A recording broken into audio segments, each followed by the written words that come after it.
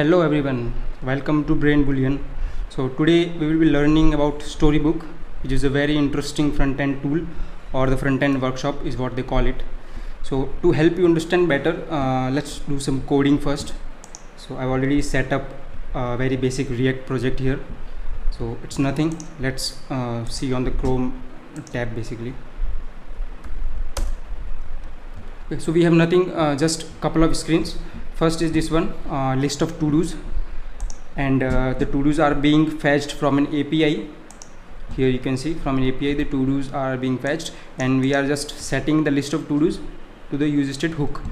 And if we click on any one of the to-do, then it takes us to the details page of that particular to-do. And here also a particular to-do is being fetched from an API through its ID. So in total, to reach this screen, we are making 2 API calls. So the now the issue is, for example, I want to build a component here, input component here. So let's build the component first, then we will talk about the issues that that we are facing. So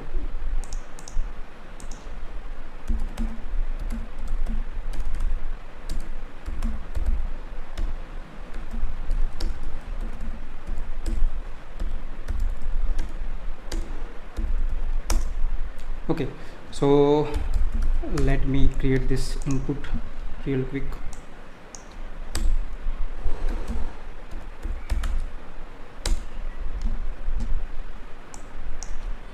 Okay, so we will be making this input customizable through props.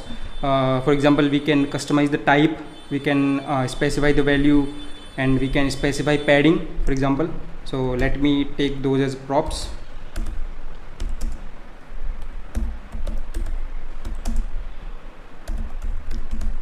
And let's take one more prop, say border color. Okay,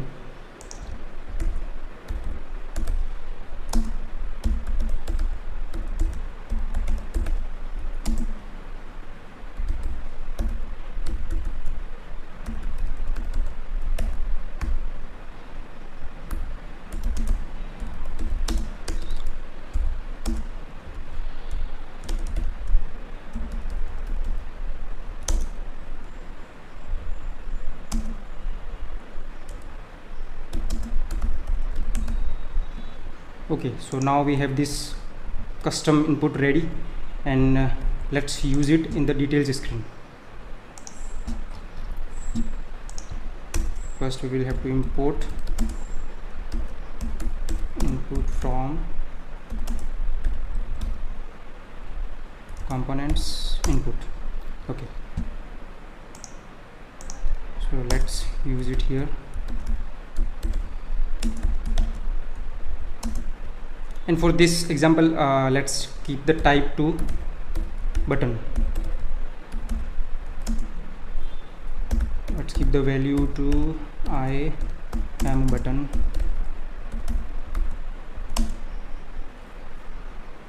Let's give the border color of red and adding to 4. Okay, so now we have this button. So let's see on the Chrome tab. So okay, so now we have the button here. So the issue here is basically when you are just concerned with the layout of a component, or you're just building a component, then it's basically redundant to have these API calls. I mean, you don't need these API calls to build this component. So why to wait for these API calls? So in this project, it's basically a very small project, but you might be working on a very complex project where there might be tons of API calls and might be some complex calculation going on. So that will all be redundant if you're just concerned about building a component, the UI of a component. So that is where Storybook comes to the rescue. So let us go to the documentation page, and from there we will install it in our current project. So you can see build UIs without the grunt work. So this grunt work is basically all the API calls or the computational logic that happens when you start the React project, and it works in isolation. So you don't even need to start the React project or the React server of your project. So let's install this. npx storybook. Okay, so let's use this command to initiate it in the current project that we have. So it's going to take some time. Let's wait for it to finish. 2,000 years later. Okay, so finally, after waiting for a long time, it is installed. So you can see we have got this new directory, stories, under this src folder. So this is where we will be writing our stories for the components. So for now, let's delete everything under this. We don't need this.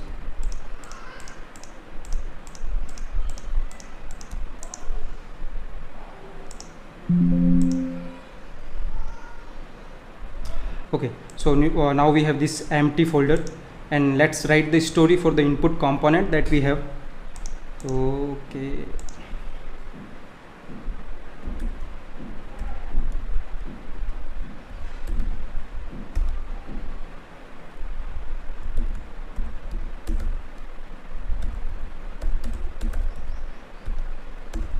and for this file, for stories, you need to have this extension, the component name dot stories dot jsx or tsx, whatever you like. We will be importing the component here.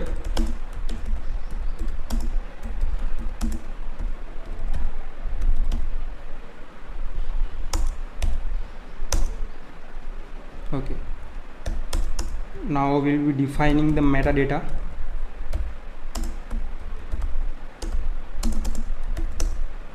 We will give title to differentiate between the different components. For example, this is the input component, and we will provide the actual component here, input. So here we are specifying that the title for this component is input, and it belongs to this input that we have imported. Let's export.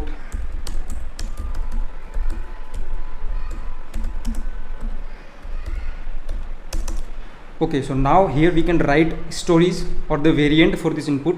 So let's write a couple of stories. Const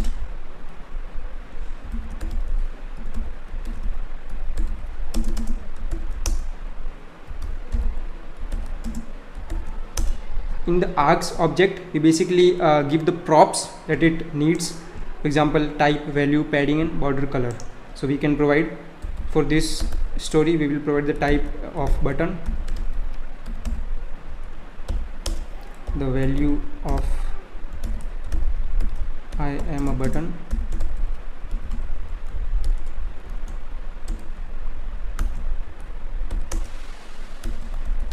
padding to 4, and the last one, border color to red. Okay, and let's create one more, and this will be a text input. The type will be text. I am a text field. Let's give the padding to 6 and the border color to green. Okay, so now we have these two variants of this input ready. So to test it, we need to run the Storybook server, npm run Storybook.